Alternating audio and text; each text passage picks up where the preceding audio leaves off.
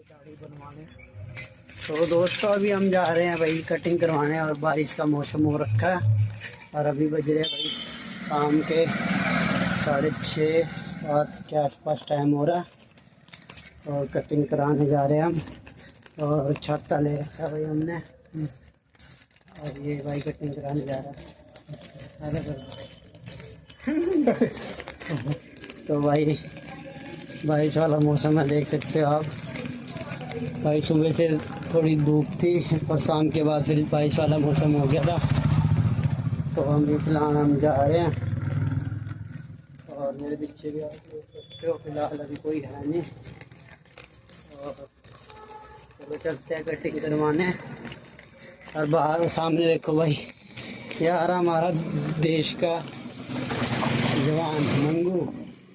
तो मंगू से आपकी बात कराता हूँ। देखो लाल टी शर्ट में आ रहा है ना जो बंदा, ये अपना मंगू है।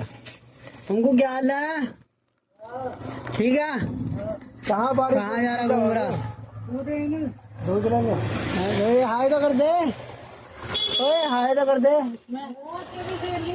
हाय कर दे इसको भाई। भाई ये मंगू था भाई, अपने यहाँ का जवान, जौन सा दूर लेकर आ रहा। तो अभी हम जा रहे हैं भाई, ये जा रहे, देखो भाई काम से लोग घर जा रहे हैं। चलो दोस्तों मिलते हैं आपको बाद में।